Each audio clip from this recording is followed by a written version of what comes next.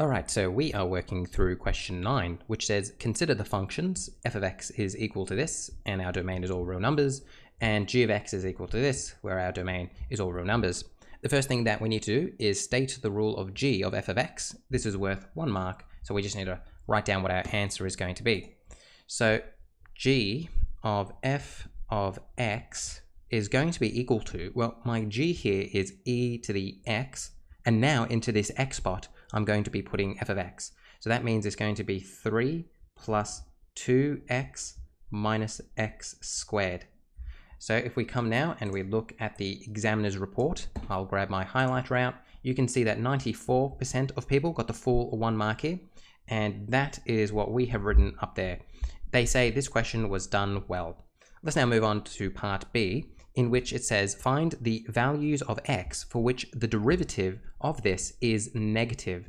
All right, so the very first thing I'm going to do here is I'm just going to say let h of x be equal to what I just found. So that's g of f of x, which is equal to e of 3 plus 2x minus x squared. And that's just going to help me as I continue on. So because I'm after where the derivative is negative, the first thing I'm going to do is simply find what my derivative is going to be. So I'm going to use my chain rule to do this. So I'm going to differentiate what's up here, which is simply going to be 2 minus 2x. Make sure you put that in brackets, and then e to the 3 plus 2x minus x squared. I just keep that the same. Now, the question I'm asking myself is, where is this going to be negative? So it's going to be less than 0. Where is this going to be negative? So I would actually begin by just writing it out again. So I've got my derivative, 3 plus 2x minus x squared. Where is this going to be less than 0? Well, as you can see, this is kind of made up of 2 components. I have this right here, and I also have this right here. If I was to think about just this part for a moment, so control, let's see if this works. I don't think it will. Oh, all right, that worked. The power of technology. If we look at that, is there going to be any instance in which this part is ever going to be less than 0? And of course, there isn't. This always is going to be greater than 0.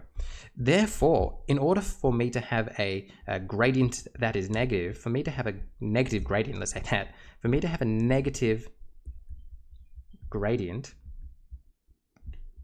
I'm going to have to get 2, let me just write it like this, 2 minus 2x is going to have to be less than 0, because this component is always going to be greater than 0. This component right here, so let me highlight this in blue just so we're all on the same page, this component is going to have to be less than 0. So now I'm just going to rearrange that and solve it for x. So it's going to be negative 2x is less than negative 2. And now I'm going to divide both sides by negative 2, which is going to flip my inequality and make that x is greater than 1. And that right there is going to be my answer. So where x is greater than 1, I'm going to have the derivative is going to be negative. So I can come here, and also I can write this in a different way if I want to. I could say that from 1 to infinity, gradient of h of x is negative. So both of those would be acceptable ways to write it. X is greater than 0 or 1 to infinity. Let's now look at the examiner's report and see what they have to tell us. I'm going to grab my highlighter, scroll down a bit. So as you can see, 22% of people got the full 2 marks. They said let h be equal to this. They then found the derivative of h, which is going to be equal to that. They've said, where is the derivative greater than 0? It's going to be when this is greater than 0.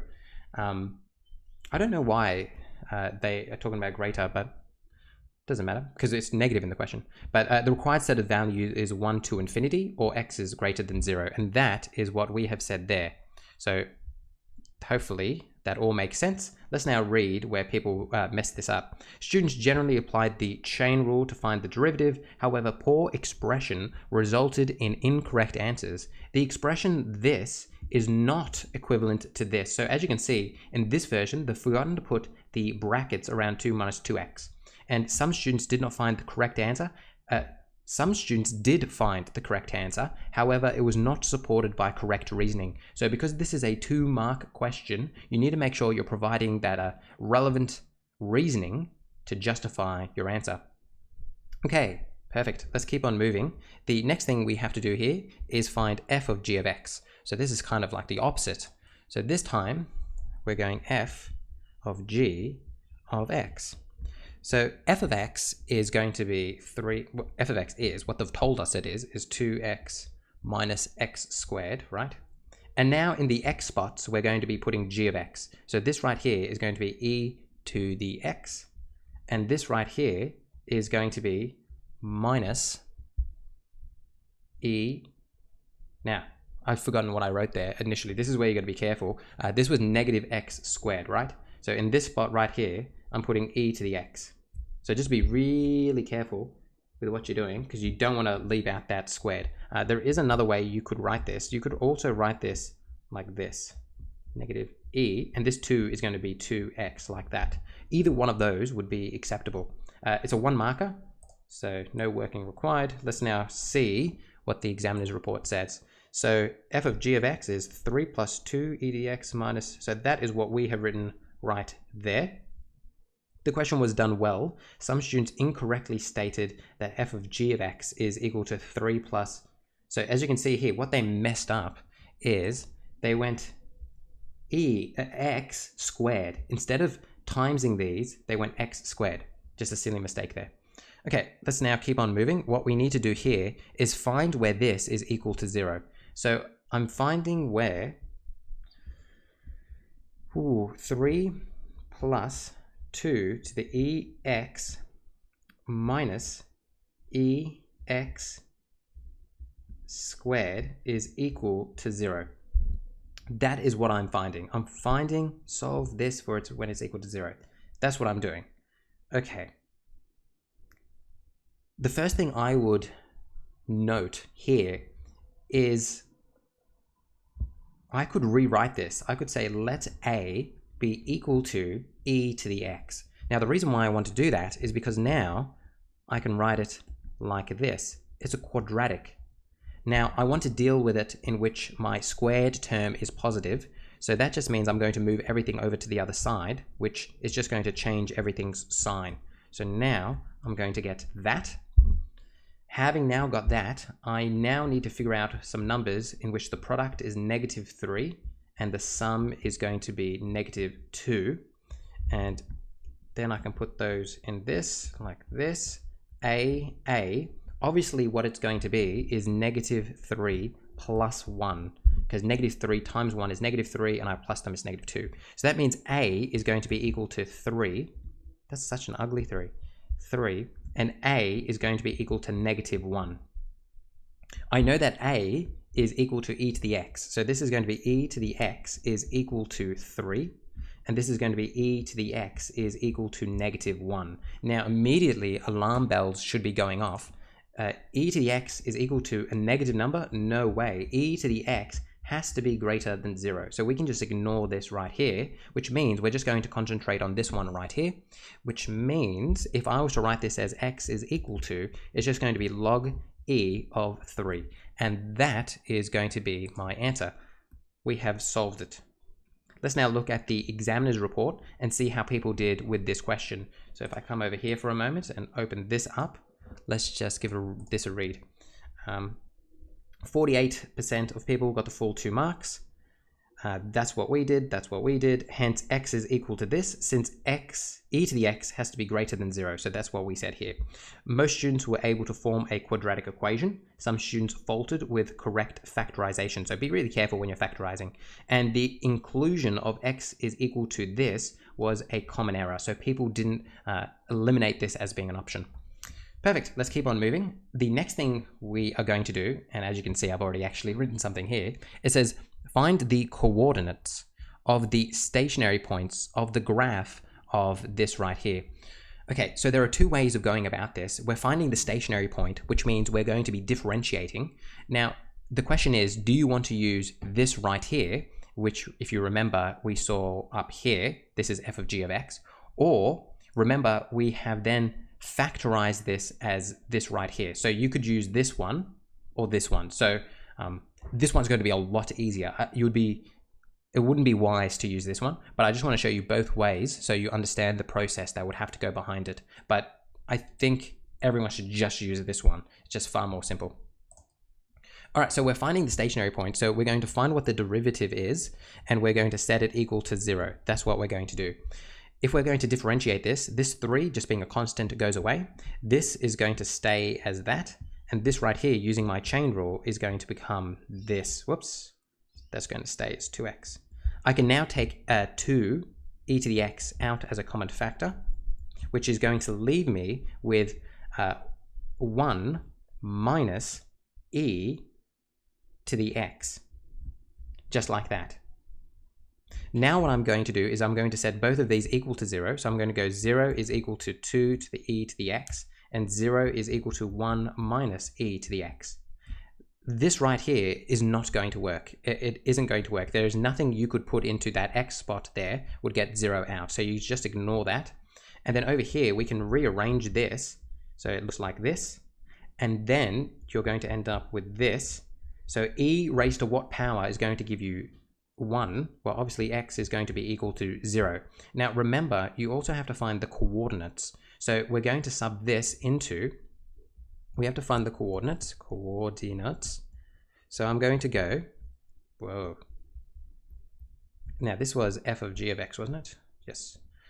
I'm going to go f of g of 0 is going to be equal to what? So I come up here and it's going to be 3 plus 2 e to the 0 minus e to the 2 to the 0. All right, so that is going to be 3 plus e to the 0 is 1, so this is just going to be 2. And this is just going to be e to the 0, which is just 1. So it's going to be 3 plus 1, which is going to be, drum roll please, 4. So that means the coordinate is going to be 0, 4 to get that right there. Okay, let's now go through, and that would be your answer. So you're going to highlight that. That's your answer. You can imagine where most people would go wrong is they would stop just after finding x is equal to 0. Now, if you wanted to, you could also use this factorized form to get the derivative. It's going to be a bit slower, but you could do it. You're going to use the product rule if you're going to do this. So we're going to differentiate this, which is going to be negative e to the x, and then keep this the same, 1 plus e to the x. And then you're going to plus on that. We're going to leave this, but differentiate this time. So it's going to be e to the x, 3 minus e to the x. And then once you've done that, you can take out your common factor of e to the x. This negative is going to be distributed here, so it's going to become that right there. And you're also going to be left with plus 3 minus e to the x, like so. Now what you can do is you can just gather together this negative 1 and 3, which is going to end up being 2. And here you're going to get negative 2 to the e to the x. You're going to set both of these equal to 0, so that isn't going to work. And then you're going to get 2 minus 2e to the x is going to be equal to 0. And what we have just found is that if you were to do that, you would end up with x is equal to 0. So that's just an alternative way to do it. And you would then find your coordinates and end up with your right answer. This one is a far easier way to approach this question, but I just wanted to show you both, just in case you did use that factorized form. Okay, let's look at the examiner's report and how people did with this question. So as you can see, 30% of people got the full 2 marks. X is equal to 0 is the answer. Oh, no, that's the stationary point is 0, 4. That's the true answer right there. This question was well attempted, but not so well done. Common errors included an incorrect derivative and omitting the y coordinate of the stationary point. So I would have to imagine that most people found x equals 0 and then they just forgot to find that 0, 4. Okay, let's now come to the last question, which says, state the number of solutions to g of f of x plus f of g of x. Okay, so this right here is going to be, and where this is equal to 0. So state the number of solutions where this plus this is equal to 0. This is kind of a tricky question. No, let me take that back. This is a tricky question. It's a very tricky question. It's 1 mark. It's the last question on the exam. You're probably running low on time. What do you think the best thing for you to do in this situation if you can't answer it? Just guess it. state the number of solutions. 1, 2, 3, 4. Just put something down. Okay, so with that being said, let me now show you what I think is the best way to approach it. When it's in this form, it's really hard to know what exactly is going on. So I'm actually going to rewrite it. It's going to be this, and then I'm going to take this over to my other side. So it's going to be negative f of g of x. And as you can see now, instead of dealing with this, in which I'm trying to figure out how many solutions it has when the sum of those two equal to 0, instead now, it's simply an intersection question. Where do these two intersect? So let's just remind ourselves of what these two graphs look like. So g of f of x is e to 3 plus, let me just zoom in here, 2x minus x squared, and that is going to be equal to, now, as you can see, I'm just getting my other one, this is now negative, so what it's going to be is negative 3, negative 2 to the ex, plus e to the 2x, like so. That is going to be what that is, because you got that negative in front of it now. Now, these axes aren't provided. I've just drawn them in just to show you that what we're going to do is give it a sketch. So the question doesn't provide these axes, and it doesn't tell you to sketch it, but we are going to do it because it's going to help us figure out what is going on. So the first thing we're going to do is really just consider this graph right here. So e3 plus 2x minus x squared. Can we graph this? And we can, because we've found out a whole bunch of stuff about this. If we just come up for a moment and just look at our previous stuff we've done, you can see that we know that it has a stationary point at 1, and then the gradient is going to be negative from 1 to infinity. So let's come down and just put down that information. So we can come down here and we can say we know that we have a stationary point when x is equal to 1, and therefore the coordinate of that is going to be 1. If I put 1 into this, it's going to be e3 plus 2 minus 1, which is going to be e to the 4. So that means I could come over here and I could say I have a stationary point at 1 there, right there. It's going to be 1 e to the 4. That is going to be a stationary point. I also know that it's going to be a negative gradient when x is going to be greater than 1. The next thing I would want to figure out is what my y-intercept is going to be, which I know is going to occur when x is equal to 0. So if I put 0 in here and now go e to the 3 plus 2 to the 0 minus 0 squared, obviously that's just going to go away, and it's just going to be 0 e to the 3. So it's going to be here, that right there is going to be 0 e 3, just like that.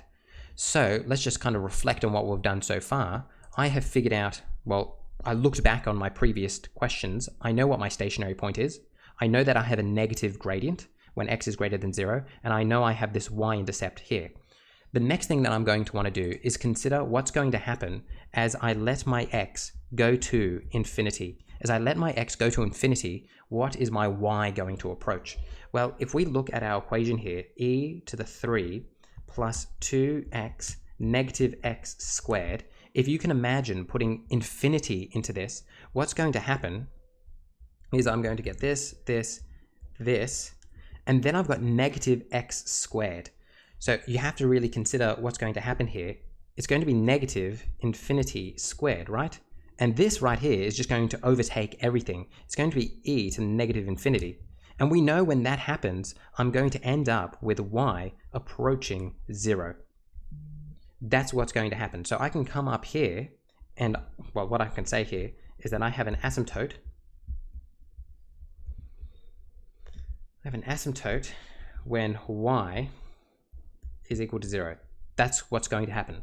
So too, when I let x go to negative infinity, I'm going to end up in a similar situation in which this time we're going to end up with something like this. This is going to be negative that time, and it's going to be negative. Now it's going to be negative infinity squared, which is just going to make it positive infinity, right? But then I still have this negative here, so it's still going to end up in this situation, which means I am yet again going to get my y approaching 0, which means both of these tell me that I'm going to get a y-intercept.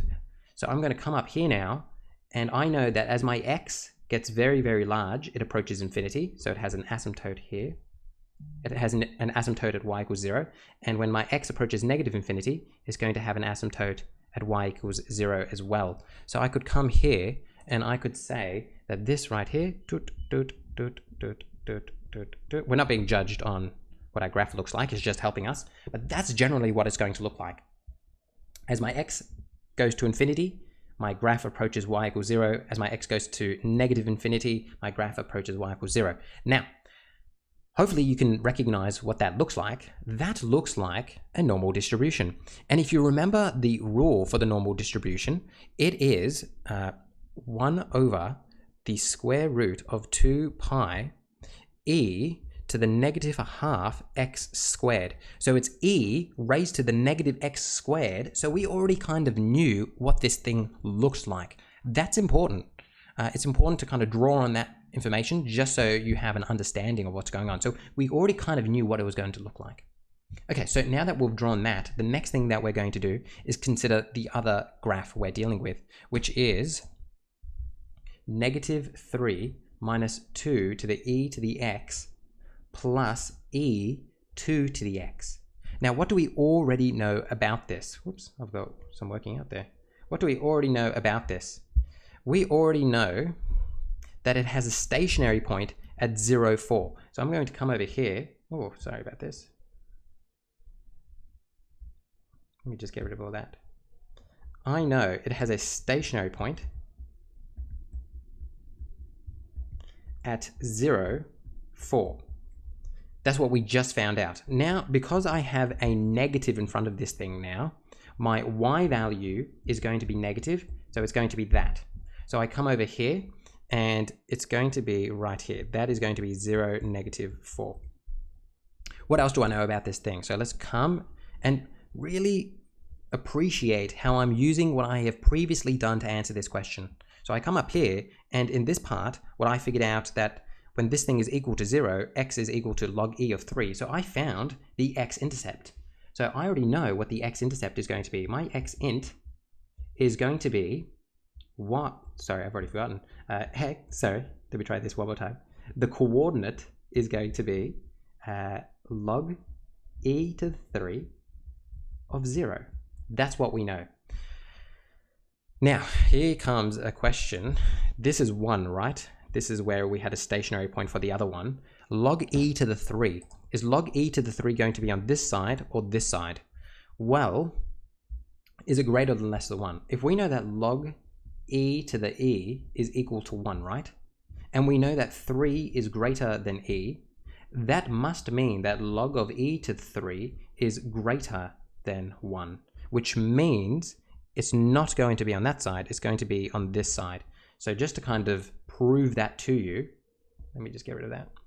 If we think of our log graph for a moment, and we think of where e is going to get me 1 out, but then 3 is a bigger number, so it's going to get me a number greater than 1. So that's all the thinking there is. So we know it's going to go on that side. So we have that point as well. This is going to be log e of 3 of 0. Sorry, log e of 3. Let me close that bracket of 0. Okay, and now we're also going to do what we did over there. We're going to say what's going to happen when my x goes to infinity. Well, when that happens, remember I'm starting with this thing right here, plus e to the 2x. So when my x approaches infinity, this negative 2 to the ex is going to approach negative infinity. But then here's the important part. This e to the 2x squared, that's the same thing as ex squared. So that means it's going to approach infinity, but it's like infinity squared. It's a bigger infinity, if that makes any sense at all. It dominates, which means that this whole thing is going to go to infinity. It's just going to keep going up. So this one, it's going to go up really sharply as well, because it's just so big. So when we think about it, this is going to be stationary there, then it's going to go up, and then it's going to skyrocket. Now, we have just figured out something very important. We figured out one point of intersection so far. Are there any others? Well, to figure that out, we're going to have to determine what's going to happen when as my x approaches negative infinity. Is it going to go up? Is it going to go down? What's going to happen? We already know that this thing right here only has one x-intercept, right? It only has one x-intercept right here. So that means it's not going up, or for any, well, it could go up, but it's not going to go past the x-axis. So we kind of already know what the solution is going to be. It's going to be one solution, but let's just keep on going, just for the fun of it. Aren't you having fun? I am. Let's go here. This is going to be x is approaching negative infinity. So again, we're starting with this beautiful thing here, plus e to the 2 to the x. As negative 2 to the e to the x goes to negative infinity, what's going to end up happening is it's just going to go to 0. Because if you can think for a moment, e to the negative infinity is just going to approach 0. If you think of that right there, it's just going to keep on going to 0. So too, e to the 2x, when I put in negative infinity into it, it's going to be the same thing here. It's just going to go to 0. So this and this are just going to go to 0, which means I'm just left with this negative 3. I'm just left with this negative 3. So that means my y is going to approach negative 3. So I have an asymptote. So let me get this out here. I have an asymptote right here at y is equal to negative 3. Remember, we're not being judged on this graph, so it is a bit messy. So it's going to go up a little bit and then just kind of peter off there, just going to that y is equal to negative infinity. All right, so with all that being said, having now graphed this, and this is a tricky question. It is tricky. There is no two ways about it. So now looking at this, you can clearly see how many solutions we're going to have. We're going to have exactly one solution. This one right here. So let me now highlight that answer and we'll look at the examiner's report and see how people did with this. I imagine they have not done well. There is exactly one solution, but also reflect on the fact how easy this one would be to guess. You can guess 1, 2, 3. I mean, you're guessing just a number. Okay, so let's come over here and look at the examiner's report. So this has exactly one solution. 19% of the state got it. Now, this is a tricky question. And the fact that nearly 20% of people got it tells me that people were guessing, so good on them. This question was not well done. Few students attempted to draw a rough sketch of each equation. Few students attempted to draw a rough sketch of each equation and use addition of ordinates. So we just did a rough sketch. That's what we did. We set them equal to each other and we found a point of intersection. There is exactly one. Bada boom, bada bing. Hopefully that all made sense. That was the last question of this exam. Hopefully you found this video helpful and this series helpful. I'll see you in the next video.